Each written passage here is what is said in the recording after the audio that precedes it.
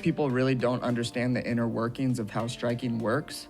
The approach to striking should be reliable things. Hi everyone, Johnny here, and today I'm going to be taking a closer look at Corey the Sandman Sandhagen. Now Corey was recently on the Joe Rogan Experience, and to hear him speaking my language about focusing on things that are reliable versus things that are tricky is the whole reason I study fights the way that I do, trying to focus on sequences to distill down high percentage outcomes. It should address space, position, and it should address angles. Before we take a look at the usage of space, position, and angles, there's a few points I want to make about the differing approaches to mixed martial arts, and bear in mind that there is no one ultimate way. That's what makes MMA so beautifully unpredictable. That said, there are two methodologies that could produce reliable outcomes. One, through vertical skill development. For example, being so good in a particular discipline, whether it's striking, wrestling, or on the ground, that these areas become reliable areas to win. The idea behind this is limiting the variables, also known as imposing your game, so that you have a better understanding of the technical possibilities than your opponent, creating high percentage outcomes. An example of this from a single discipline sport would be Mayweather, who has refined his vertical depth to recognize every permutation and combination that could possibly be thrown at him in the sport of boxing. Another example would be Khabib Nurmagomedov, who brought such a dominant wrestling game to the sport of mixed martial arts, he could drive high percentage outcomes as a result of it, or use the threat of the wrestling game to open up his striking. This is a great example how vertical depth can complement the second methodology to create high percentage outcomes, and the second methodology is horizontal skill acquisition. If a fighter is able to bring an array of different tools into the fight, they can potentially find the openings that their opponent may not be prepared for, kind of like cycling through your tools to find the right one for the job. By being able to create more possibilities or applying different approaches to solve the problem the opponent is presenting to you, you can create reliable outcomes. GSP would be a great example of this, well known for his shoot fighting ability through a combination of his striking and wrestling ability. We're heading into a new era of mixed martial arts where fighters are not only achieving wide-ranging horizontal skill acquisition, but also developing deeper technical depth, which is creating new styles and looks. Thinking about Corey's career more holistically, I noticed two significant points that played a crucial role in his development as a fighter. But first, Corey came into MMA with a technical striking style that already displayed great horizontal diversity. In his professional fights before his time in the UFC, the essence of Corey's style was already on display, with a technical diversity of attacks in both striking and grappling. Following his loss to Aljamain Sterling, Corey made a comment about not meeting the energy that Aljo brought, and you could see the difference in intensity he carried into his subsequent fights against Marlon Moraes and Frankie Edgar. The second noticeable change was in his return to the cage after an 11-month hiatus following his losses to TJ Dillashaw and Petyr Yan, where I noticed that Corey was utilizing his wrestling offensively to create newer opportunities through grappling, all layering the threat of the takedown to create openings for his striking. Before we go on a deep dive of sequences from Corey's fights, utilizing his lenses of space, position, and angles to glean what insights we can find, I thought to include these wise words from the great Kobe Bryant. To be unstoppable, you have to first be predictable, right? To be unstoppable, you first have to be predictable. Because if you're unpredictable, you don't know what the heck you're gonna do. So how can you dictate to the defense what you're going to do? Most people would agree with the sentiment that Corey's striking is unpredictable. However, that's because the lenses that they are using to understand it are in a different language to what they were written in. It would be like trying to understand words in French when you only speak English. For example, most people would understand that if your opponent moves towards your open side, they are moving into the power of your rear attacks, as in this example.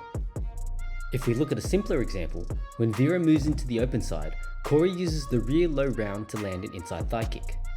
Do it in closed stances, and instead it's an outside low kick.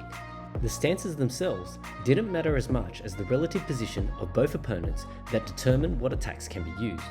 Because position is relative, the same outcome could be achieved if Corey was to move to his left. In this next example, Corey uses his stance changes to hide his positional adjustment, moving to his left and placing Vera more towards his open side. Instead of utilizing the low round, Corey cycles to another tool, landing the left body shot in the space created. Reinforcing the idea of relative position, here's Corey utilizing the body shot, one from adjusting his position and the other from forcing Moraes towards his open side. It's this recognition of relative positions that allows Corey to produce these reliable outcomes. Once the threats are established, layers can be added, making the reads more difficult to obtain. Changing levels for the body shot can bring the guard of an opponent down to open up the head, Alternatively, if the opponent doesn't respect the level change, the body shot can easily become an entry for the takedown. Take a look at this sequence where Vera looks to initiate. Corey changes levels and Vera positions his right arm to cover both the body and the face. Instead of punching, Corey instead initiates the clinch, catching Vera off guard and without an underhook. It's the layering of these threats that make it difficult for opponents to find their moments to initiate their offense. Move towards the open side and the threat of the rear leg or hand comes into play. Move towards the closed side and Corey will use the lead hand or leg to try to force you back to the open side. If you choose not to move, Corey will create his own relative position to open up the angles. If you defend high, he'll go to the body, and once you start to defend the body, he'll go back to the head or introduce the takedown. Bite on the level change, and the flying knee is coming. All of these ideas in isolation are fairly simple concepts, however it is the execution that is truly artistic. In this sequence, pay attention to the feet as Corey pushes towards the open side, using the lead hook to draw the hands up before digging the left body shot.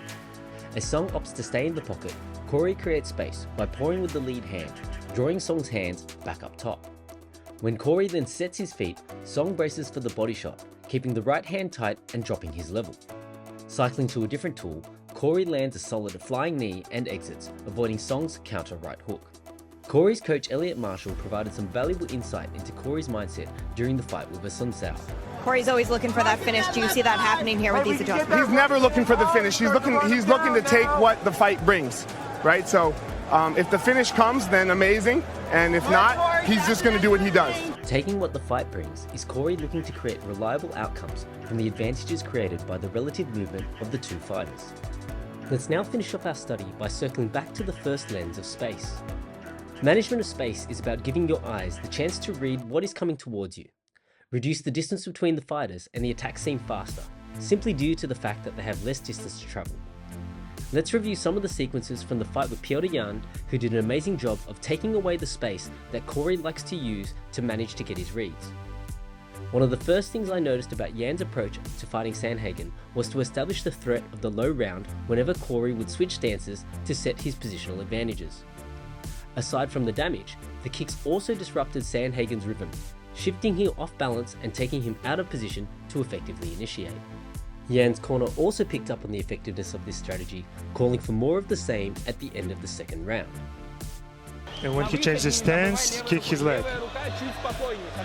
The next strategy Yan used to take away the space was something almost Bruce Lee-esque in its approach. I'm using my longest weapon, my sidekick, against the nearest target, your kneecap. By adding a threat in the space that would normally be safe, Sandhagen is forced to adjust his distance to provide additional space to protect the lead leg. The downside of this is that the space would also need to be closed for Sandhagen to land effectively, reducing the reach advantage that he would have on paper.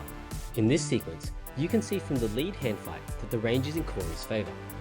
As such, Yan utilises his longest weapon, the lead leg sidekick, to the nearest target, forcing Sandhagen to disengage. There are a couple more things that Yan did effectively to remove the space, however I might save those thoughts for a future fight study.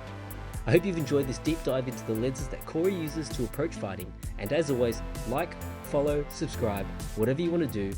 Thanks for watching.